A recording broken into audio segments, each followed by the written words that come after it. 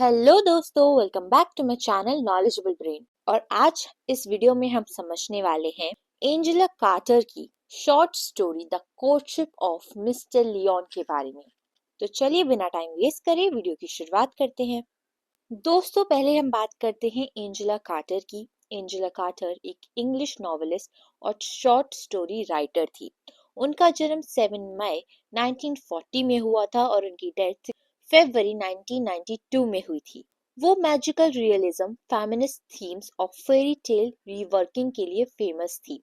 उन्होंने traditional fairy tales को लेकर उनमें मॉडर्न सेंसिबिलिटीज, जेंडर डायनामिक्स और डीपर साइकोलॉजिकल सोशल मीनिंग्स डाली थी, जैसे कि ब्यूटी वर्सेस बीस्ट या इनोसेंस वर्सेस करप्शन और पेट्रार्की पे कमेंट्री।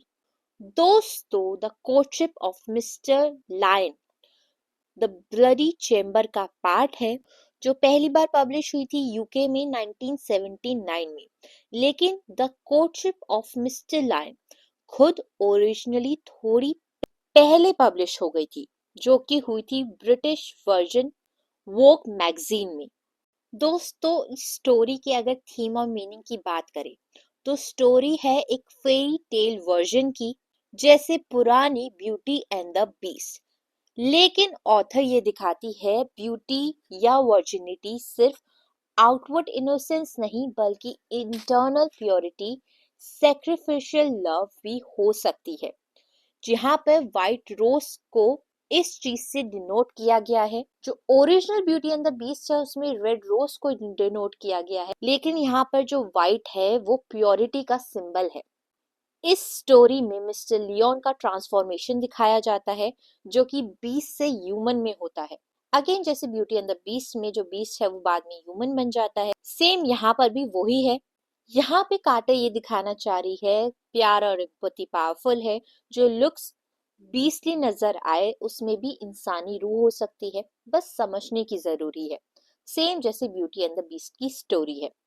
लेकिन यहाँ पे ये स्टोरी थोड़ी फेमिनिस्ट एंगल भी लाती है। ब्यूटी इनिशियली एक सैक्रिफिशियल लैम्ब लगती है, लेकिन अंत में उस बॉन्ड, उसकी चॉइस और प्यार से उसकी आइडेंटिटी और एजेंसी बनती है। दोस्तों, पहली बात तो यहाँ पर किसी भी लड़की का कोई नाम मेंशन नहीं है। ब्यूटी एंड द बीस्ट जो डिज्नी की स्टोरी है उसमें जो गर्ल होती है उसका नाम बेला होता है। यहाँ पे जो लड़की है उसका नाम ब्यूटी है। तो यहाँ पे दिखाया जाता है कि जो ब्यूटी है वो पैसिव नहीं, बल्कि एक एक्टिव हीरोइन बन जाती है। जैसे जैसे हम स्टोरी को समझेंगे आपको सारी चीजें क्लियर होगी। तो चलिए हम स्टोरी को शुरू से समझते हैं। दोस्तों, स्टोरी की शुरुआत में दिखाया जाता है ब्यूटी स्टोरी की हीरोइन है और वो घर पे वेट कर रही है अपने फादर का। बाहर बहुत तेज स्नो स्टॉर्म चल रहा है, हवा तेज है, ठंड ज्यादा है, सब कुछ व्हाइट स्नो से कवर्ड हो चुका है।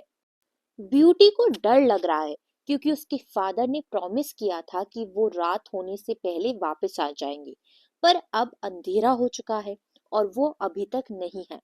दूसरी तरफ ब्यूटी के फादर का कार जो है, गाड़ी जो है वो स्नो में फंस गई है। वो टाउन गए थे लॉयर से मिलने, ताकि अपनी फॉर्च्यून वापस पा सके। मतलब जो फाइनेंशियल प्रॉब्लम सॉल्व करनी थी उन्हें, उसके लिए वो टाउन में गए थे। लेकिन उनकी मीटिंग से कोई भी सॉल्यूशन नहीं निकल पाया। पैसे कम है और उनके पास इतने भी नहीं है कि वो अपनी कार में फ्यूल डाल सके या ब्यूटी के लिए एक वाइट रोज ले सके। ये वो गिफ्ट है जो कि ब्यूटी ने मांगी थी। अब वो हेल्पलेस और थोड़े होपलेस फील कर रहे हैं। ठंड, अंधेरा और गिल्ट, क्योंकि उन्हें अपनी बेटी से प्रॉमिस किया था, पर अब वो उस प्रॉमिस को पूरा नहीं कर पा रहे हैं। यहाँ पे जो सीन है उसका मूड इमोशनल और टेंस है। एक तरफ लव और प्रॉमिस है और दूसरी तरफ हेल्पलेसनेस और स्ट्रगल। दोस्तों, अगर हम अभी तक की स्टोरी को एनालाइज करें तो यहाँ पर ये story beauty and the beast पर बेस्ड है। ये बुक शॉर्ट स्टोरी कलेक्शन नहीं है, बल्कि एक सीक्वेंस है जिसमें कार्टर हर स्टोरी को एक ऑर्डर में अरेंज करती है। मार्किस की मॉनेस्ट्री द बीस्ट में और ज्यादा लिटरल हो जाती है और हीरोइन फिर से यंग और वर्जिनल होती है। रोज का सिंबल पहली बार यहाँ अपीयर होता है, जो ब्यूटी की प्योरिटी को रिप्रेजेंट करता है। आगे स्टोरी में दिखाया जाता है जब ब्यूटी के फादर जब स्नो में फंसी गाड़ी से थक जाते हैं और समझ जाते हैं कि अब वहां रुकना पॉसिबल नहीं है, तो वो कार छोड़कर हेल्प ढूंढने निकल पड़ते हैं। ठंड इतनी ज्यादा है कि उनके हाथ पैर और सांस तक जम सी रही है। थोड़ी देर बाद उन्हें एक बड़ा और बहुत ही ब्यूटीफुल मेंशन दिखाई देता है, बिल्कुल फेरी टेल जैसा। उस मेंशन का जो गेट है बहुत ज्यादा ग्रैंड होता है।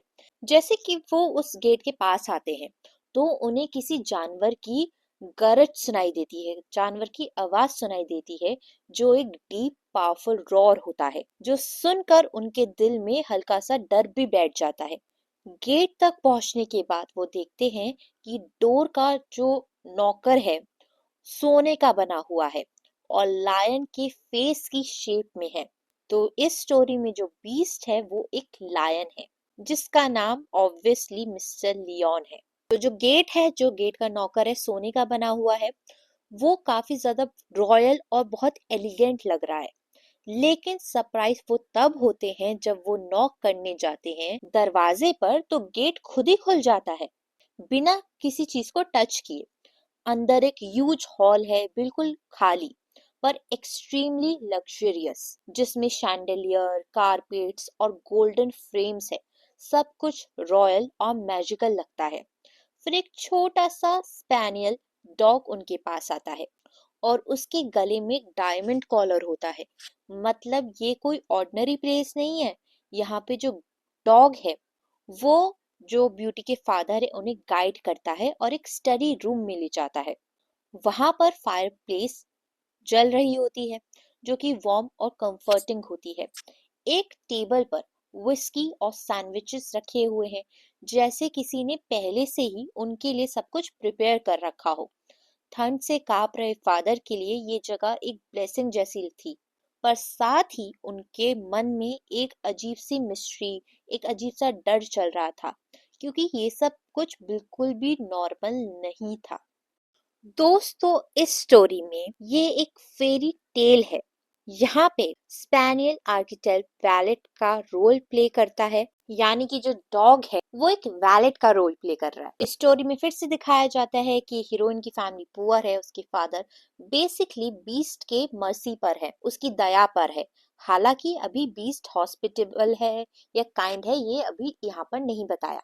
आगे स्टोरी में दिखाते हैं यहाँ पर जब ब्यूटी के फादर थोड़ी देर वहां रेस्ट करते हैं तो उन्होंने नोटिस होता है कि अभी भी कोई इंसान सामने नहीं आया। सिर्फ वो एक छोटा सा स्पैनियल डॉग है, उनका गाइड बन रहा है जो कि। लेकिन फादर सोचते हैं कि शायद ये सब एक बहुत अमीर आदमी की स्ट्रेंज हॉबी होगी। रिच लोग कभी कभी बहुत ही अलग तरीके से बिहेव करते हैं, तो उन्हें ये वियर्ड हॉस्पिटैलिटी उतनी शॉकिंग नहीं लग रही थी। वहीं पर स्टडी रूम में उन्हें एक फोन मिलता है और वहां एक रेस्क्यू सर्विस का नंबर लिखा होता है।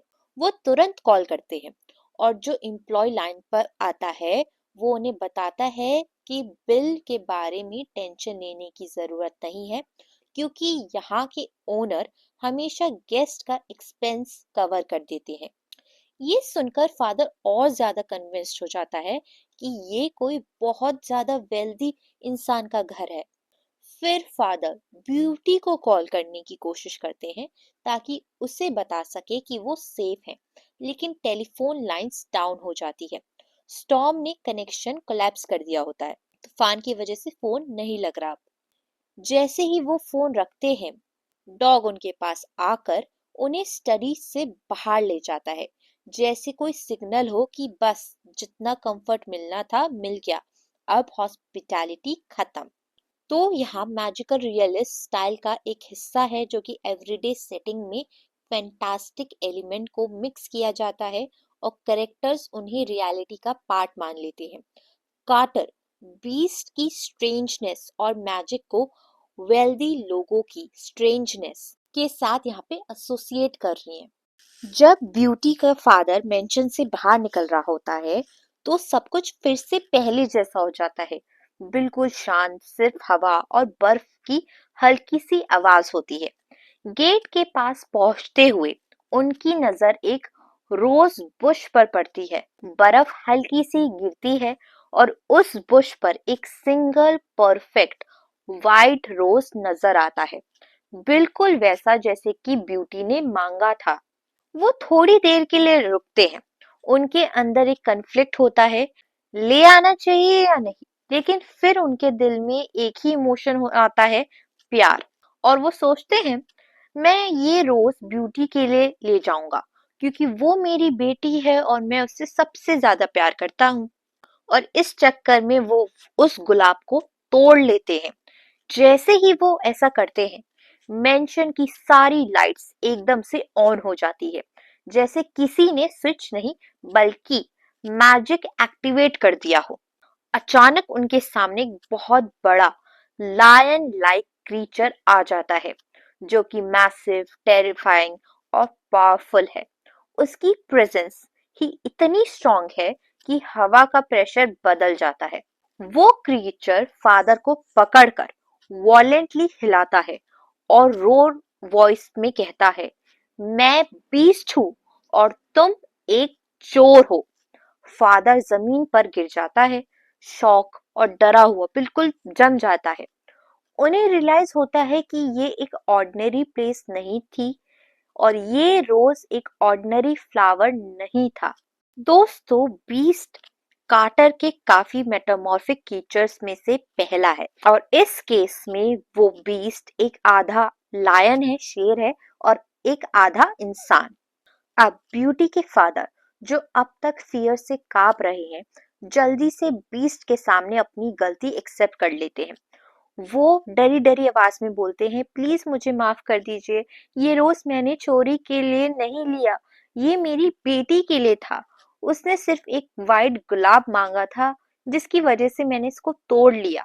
फिर वो अपनी पॉकेट से ब्यूटी की फोटो निकालते हैं और बीस्ट को दिखाते हैं, जैसे प्रूफ हो कोई कि ये हवा हवाई एक्सक्यूज नहीं है बल्कि सच्चाई है। बीस्ट कुछ मोमेंट्स के लिए साइलेंट रहता है। उसकी आईज थोड़ी सॉफ्ट हो जाती है जब वो ब्यूटी का चेहरा देखता है। उसकी इनोसेंस, उसकी स्वीटनेस, उसका नाम तक स्टोरी में एक एको बन जाता है। फिर बीस्ट अपनी डीप वॉइस में बोलता है, ठीक है, तुम ये रोज ले जा सकते हो। फादर चैन की सांस लेता है। तब बीस्ट अपनी कंडीशन ऐड करता है, एक कंडीशन जो स्टोरी का रियल ट्विस्ट बनने वाली है, और कहता है, लेकिन तुम वापस आना और तुम अपनी बेटी को भी साथ लेकर आओगे, वो मेरे साथ डिनर करेगी। फादर के पास और कोई ऑप्शन नहीं होता। अपनी जान और अपनी बेटी की सेफ्टी दोनों को सोचकर वो मान जाता है। वो बीस्ट से प्रॉमिस करता है कि वो ब्यूटी को वापस लेकर आएगा। अब उनके हाथ में एक सफेद गुलाब है और उनके दिल में डर है, गिल्ट है और एक हैवी प्रॉमिस, जो कि उन्होंने लायन से किया है, बीस्ट से किया है। दोस्तों, अगर हम अब तक की स्टोरी को एनालाइज करें तो इस बुक में वर्जिनिटी एक सैक्रिफिशियल एस्पेक्ट का हिस्सा है। यहाँ ये है कि एक पुअर हीरोइन अपने आप को सेक्रीफाइस करती है ताकि अपनी फैमिलीज को पावर्टी या पनिशमेंट से बचा सके। अब ब्यूटी एक वाइट रोज है, लेकिन उसे वही डेंजर है जो लास्ट स्टोरी की हीरोइन ने एक्सपीरियंस किया था, यानी कि करप्शन का रिस्क। ये last story the bloody chamber की लास्ट स्टोरी है, और अगर आपको ब्लडी चेम्बर की और स्टोरीज को समझना है तो कमेंट सेक्शन में लिख के जरूर बताइएगा। अब स्टोरी में दिखाया जाता है कि ब्यूटी अपने फादर के साथ बीस्ट के मेंशन वापस आती है। मेंशन फिर से उतना ही मैजिकल, शांत और मिस्टीरियस लगता है। ब्यूटी नेचुरली डरती है। बीस्ट का अपीयरेंस, उसकी पावर, सब कुछ इंटिमिडेटिंग है, लेकिन साथ साथ उसे बीस्ट के बिहेवियर में कुछ लोनलीनेस और दर्द फील होता है, जैसे कोई क्रीचर जो दुनिया से बिल्कुल ही अलग हो गया हो। डिनर हॉल बहुत ज्यादा ग्रैंड होता है। Long table, chandelier, gold plate, exotic food, सब कुछ बहुत ही शाही, बहुत ज्यादा रॉयल। लेकिन एक स्ट्रेंज चीज, बीस्ट खुद कुछ नहीं खाता। वो सिर्फ बैठा है, ब्यूटी को देख रहा होता है, जैसे उसकी प्रेजेंस ही उसके लिए काफी हो। ब्यूटी को ये एटमॉस्फेयर सफोकेटिंग लगता है। वो महसूस करती है, मैं एक मेहमान नहीं, एक बलि का बकरा हूँ। उसका दिल काफी ज्यादा हैवी हो जाता है। डिनर के बाद बीस्ट कामली बट फर्मली एक प्रपोजल देता है। ब्यूटी, तुम मेरे साथ यहाँ रहो। तुम्हारे फादर अपना लीगल बैटल कंटिन्यू कर सकते हैं। ब्यूटी के फादर तुरंत प्रोटेस्ट करना चाहते हैं पर उनकी हेल्पलेस सिचुएशन उन्हें चुप करवा देती है। ब्यूटी समझ जाती है ये एक डील थी, उसके फादर का सेफ रिटर्न, उनकी गुड फॉर्च्यून, उनकी लाइफ और उसका प्राइस। ब्यूटी एक डीप ब्रेथ लेती है। वो अपने फादर की आंखों में गिल्ट और हेल्पलेसनेस देख सकती है। वो डिसाइड कर लेती है कि मैं रुकूंगी, इसलिए नहीं क्योंकि वो रुकना चाहती है, बल्कि इसलिए क्योंकि वो अपने फादर से बहुत ज्यादा प्यार करती है। ब्यूटी के हाथ में एक वाइट रोज होता है और उसके डिसीजन के साथ वो रोज अब एक सिंबल बन जाता है, सेक्रीफाइस और डेस्टिनी का। अब नेक्स्ट मॉर्निंग ब्यूटी के फादर अपनी हेवी आर्ट के साथ मेंशन छोड़ देते हैं। ब्यूटी उससे दूर जाते देख अंदर से टूट जाती है, लेकिन वो अपने डिसीजन पर टिकी रहती है। उसके लिए एक बहुत ही गॉर्जियस कमरा तैयार किया जाता है, जो कि velvet curtains, gold mirrors, satin sheets, perfume, jewellery, सब कुछ उस कमरे में होता है। मटेरियल कंफर्ट तो वहां पर बहुत होता है, पर इमोशनल लोनलीनेस और अनसर्टेनिटी उनसे कहीं ज्यादा स्ट्रांग होती है। दिन भर ब्यूटी के पास सिर्फ वो स्पैनियल डॉग होता है, जो अब उसका साइलेंट कंपेनियन बन चुका है। मेंशन में लोग नहीं, बस शांति और मिस्ट्री है। 20 से ब्यूटी की मुलाकात सिर्फ डिनर के बाद स्टडी रूम में होती है। इनिशियली ब्यूटी बहुत डर के साथ वहां पर रहती है। उस क्रीचर के सामने बैठना, उसकी प्रेजेंस फील करना उसके लिए काफी ज्यादा था। लेकिन धीरे धीरे रोजाना की बातें उनके बीच एक कनेक्शन बनाना शुरू कर देती है। बीस सरप्राइजिंगली काफी ज्यादा जेंटल और एक थॉटफुल इंसान है। वो ब्यूटी की बातें सुनता है, उसके क्वेश्चन का जवाब देता है और कभी कभी थॉटफुल साइलेंस भी शेयर करता है। ब्यूटी रियलाइज करती है वो स्कैरी जरूर है, पर उनके अंदर कुछ सॉफ्ट, ब्रोकन और लोनली है। वक्त के साथ ब्यूटी कंफर्टेबल फील करने लगती है। डर की जगह फैमिलैरिटी आ रही होती है उसके मन में।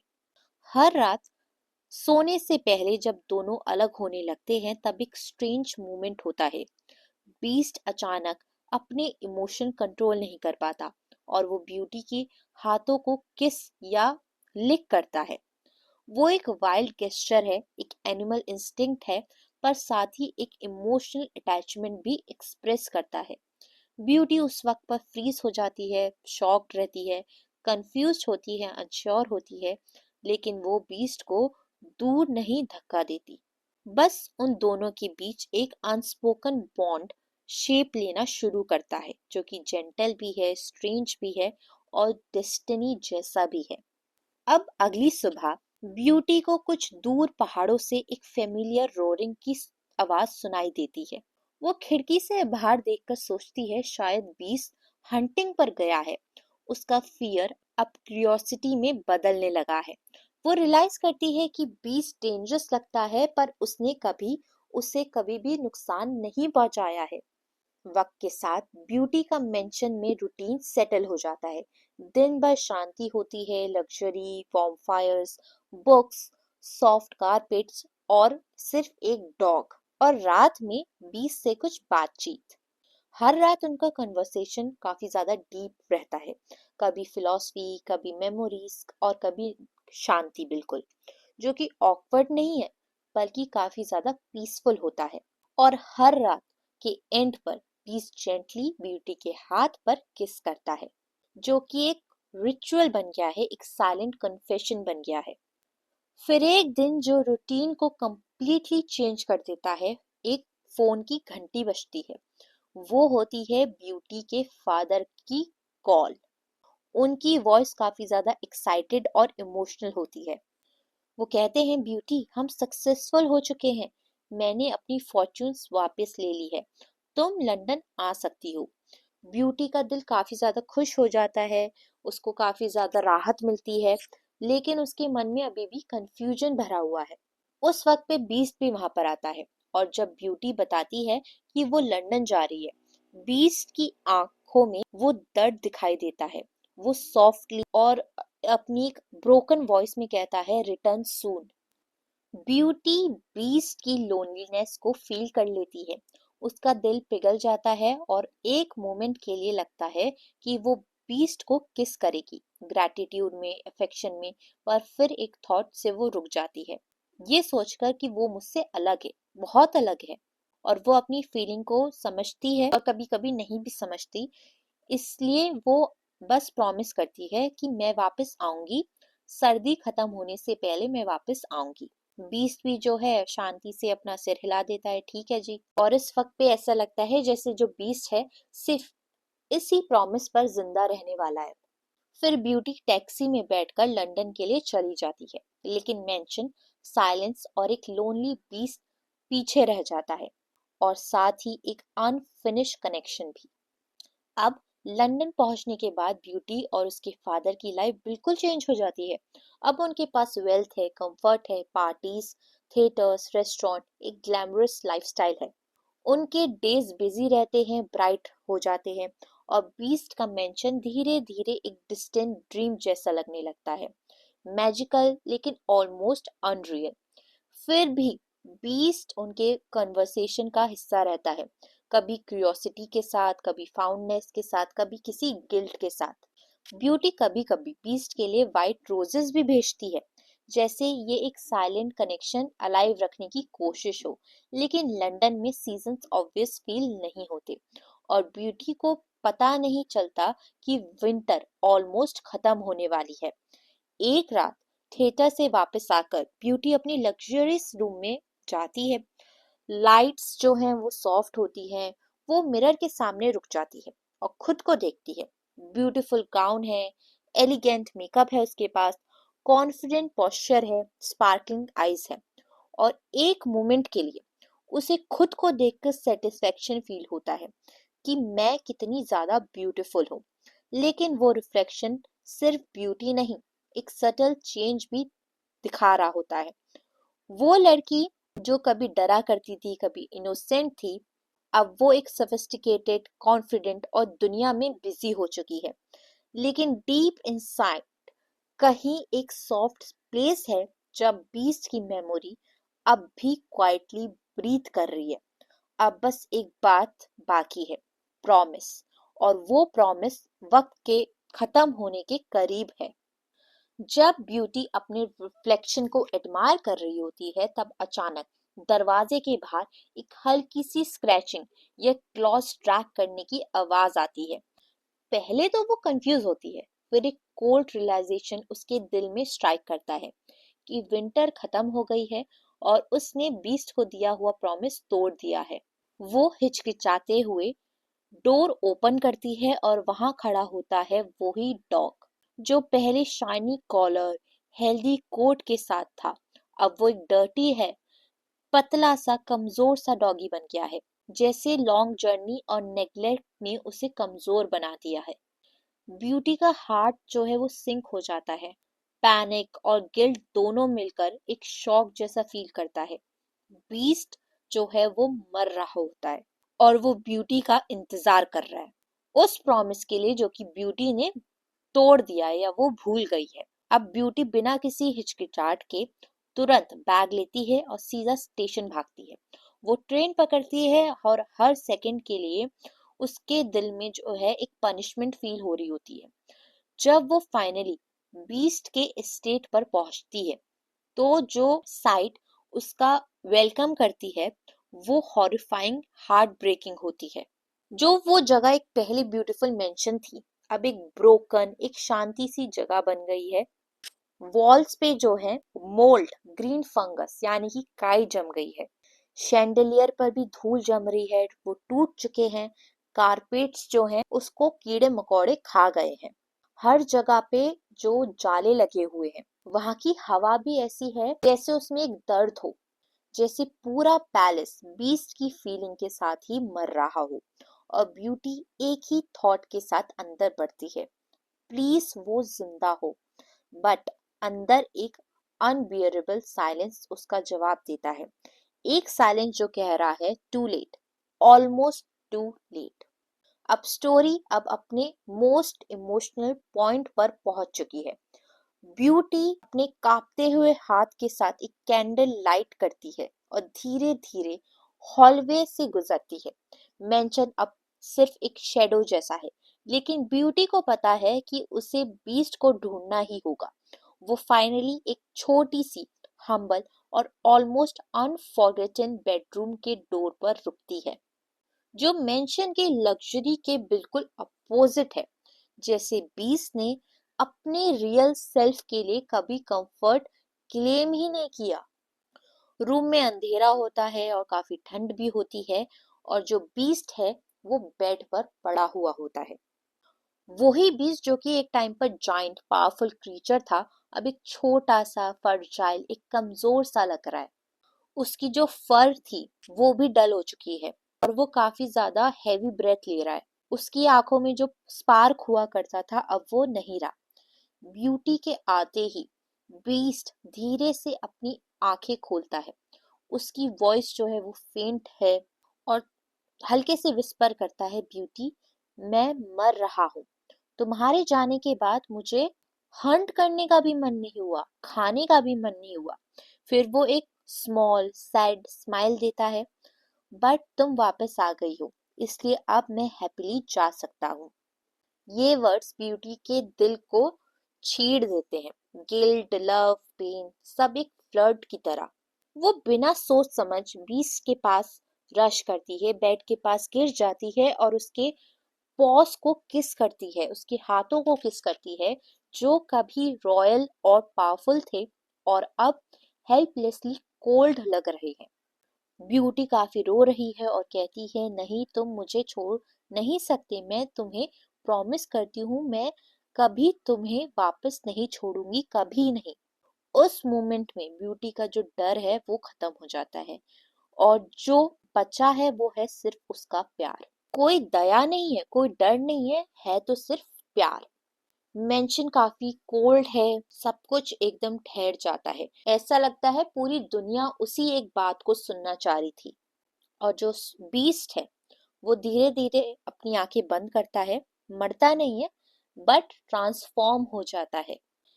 यहाँ पर स्टोरी का फाइनल मोमेंट प्योर मैजिक और लव का आउटकम है। जब ब्यूटी बीस्ट के कोल्ड पॉज को किस करती है तब वो फील करती है कि उन पॉज में एक स्लाइट मूवमेंट आ रही है, यानी बीस्ट के हाथ धीरे धीरे हिल रहे हैं। पहले तो वो समझ नहीं पाती, पर फिर शॉक के साथ देखने लगती है। वो पॉज धीरे धीरे से चेंज हो रहे हैं। फर जो है वो वापस जा रहा है, बीस्ट के जो क्लॉज थे वो श्रिंक हो रहे हैं, एक शेप ले रहे हैं और धीरे धीरे बदल रहे हैं। फिर बीस्ट जो अब बीस्ट नहीं अपने हाथ को स्क्रैच करता है, जैसे फर्स्ट टाइम ह्यूमन स्किन को वो फील कर रहा हो, और ब्यूटी के सामने खड़ा हो जाता है मिस्टर लियोन, जो कि बीस्ट नहीं है, एक हैंडसम डिग्निफाइड जेंटलमैन है। उसकी वॉइस अब सॉफ्ट है, वार्म है और फुली ह्यूमन। ब्यूटी, मुझे लगता है आज मैं कुछ कह सकता हूँ। ब्यूटी के आंखों में आंसू होते हैं और खुशी भी होती है। वो स्माइल करती है, उसका हैंड पकड़ लेती है और उन दोनों के बीच एक बॉन्ड था जो साइलेंट था, इमोशनल था, अब रियल और कंप्लीट हो चुका है। उसके बाद मिस्टर लियोन और ब्यूटी, जो कि अब मिस्टर एंड मिसेस लियोन बन चुके हैं, हैप्पीली एवर आफ्टर लिव करते हैं। मेंशन फिर से चमक उठता है, स्प्रिंग वापस आ जाती है, दीवारें साफ हो जाती है, गुलाब खिलने लगते हैं और जो शांति थी अब वो लाफ्टर में बदल जाती है। और उन दोनों के साथ हमेशा होता है उनका faithful companion, spaniel dog. Garden के पाथवेज पर व्हाइट रोजेस के बुशेस लग जाते हैं और वो तीनों के तीनों वहां पर वॉक कर रहे होते हैं, लव के साथ, पीस के साथ, और एक स्टोरी के एंड नहीं, एक नई शुरुआत होती है। और यहीं पर हमारी ये शॉर्ट स्टोरी खत्म हो जाती है। दोस्तों, कहने को तो ये ब्यूटी एंड द बीस्ट जैसी ही है, लेकिन इसमें ऑथर ने एक मॉडर्न ट्विस्ट भी लाया है। एक फादर की मजबूरी भी दिखाई गई है, एक लड़की का सेक्रीफाइस दिखाया गया है अपनी फैमिली के लिए। आई होप आपको ये स्टोरी समझ में आ गई हो, और वीडियोस देखने के लिए चैनल को लाइक करें, शेयर करें और सब्सक्राइब करना ना भूलें। और अगर आपको इसमें किसी भी कैरेक्टर का कैरेक्टर एनालिसिस चाहिए या स्टोरी का प्रॉपर एनालिसिस चाहिए तो मुझे कमेंट सेक्शन में लिख के जरूर बताइएगा। Thank you for watching this video.